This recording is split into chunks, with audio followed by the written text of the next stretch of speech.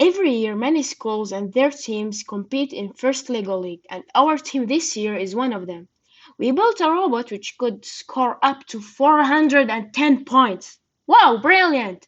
So, what's the secret behind that? Well, the secret is our modular attachments with the help of our brilliant designed robot.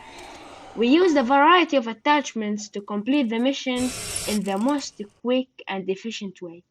And now, the first attachment. Lift, take, and drop. This attachment is mixed. It contains lifter and a one-way trapdoor, taker, and a dropper, which explains the name. Anyway, this attachment helps us to do all of the right side missions. It contains the rectangle.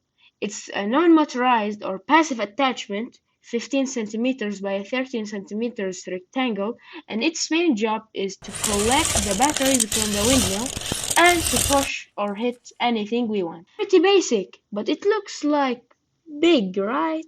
Yes, it's somehow big, but its size has advantages, by the way. One, the major reason for its size is to reduce the circumstances of errors. For example, when the robot makes a drift or the batteries goes in an expected way, the attachment would be able to catch it, no matter where does it goes. Second, to have a bigger hitbox, I mean by that, to have a bigger attraction area with hitting or pushing animation. Third, to balance the pressure in the robot's outer face, which lead us to avoid any drift.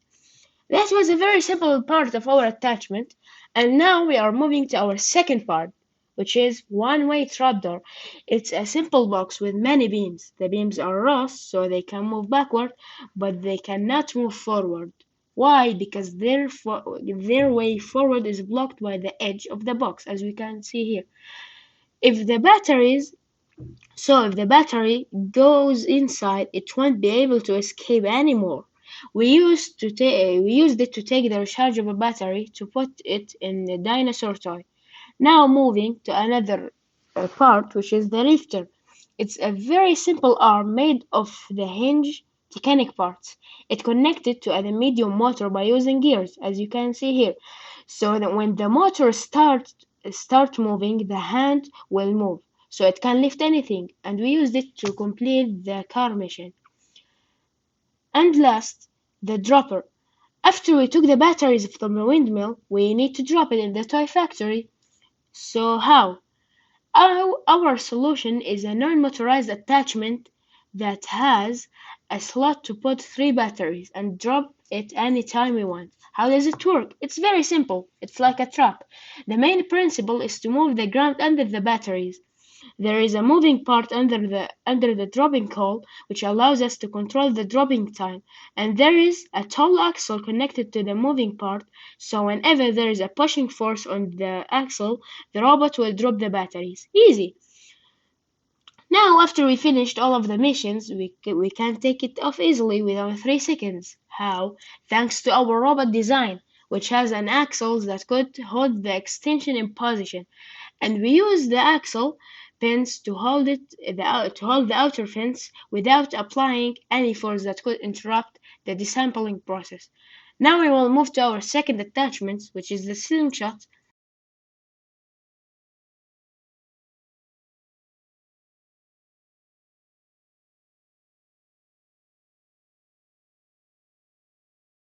It's like a slingshot. You reload it, then you what? You fire it. So it's very basic. There is an axle that's moving. It's connected to a lock. When the axle is pushed, it will unlock the lock, and the lock will let the rubber collapse. And when the rubber collapse, it collapses very quick. So that the result will be moving the connected parts to the rubber, which is a beam. That beam moves very fast to uplift the the up to uplift the up part of the power plant, and we used a hinge or a negative slope to take the middle battery. Now we finished the battery, the power plant mission, but we need to move the dinosaur. So what we will do, thanks to our robot design, we have an area to put anything, and a beam with pins uh, to secure the the dinosaur toy, so it won't be dropped or anything. Now we are moving to last thing. Now we are moving to the left side. We have to take all of the batteries. So we that's our new extension, which is really it's a upsized version of the Taken. It's just a one-way trapdoor, big one-way trapdoor, which takes the batteries, which is which take the battery. Now moving to the left side, we need to take the batteries. So what we will do? يعني, our solution is now moving to the left side. We need to take the batteries. Now moving to the left side, we need to take the batteries, and we use the taker. Really, the same extension, but it's upsized. So when the robot approach the batteries, it will go inside, but it won't be able to escape. So we took the batteries from the solar farm, and we took the hydropower energy units.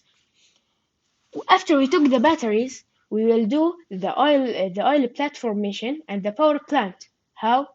By using the same extension. Not the same, it's a modified version of the extension. We use the dropper We use a shorter version of a dropper to drop the batteries in the power plant, and we use a negative slope to lift the hand of the oil platform. How does it work? When the robot approaches it, there will be interaction, and and the negative slope is smooth, so it will go up. So as you can see here, the robot goes rapidly, move forward and backward to put the batteries in the car. And last but not least, the robot uses its heavy body to push the car outside, and we take it to the we take it to the specific area.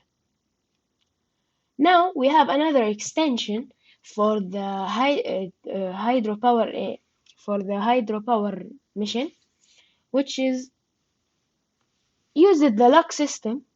You have a moving beams. It goes down if it's unlocked.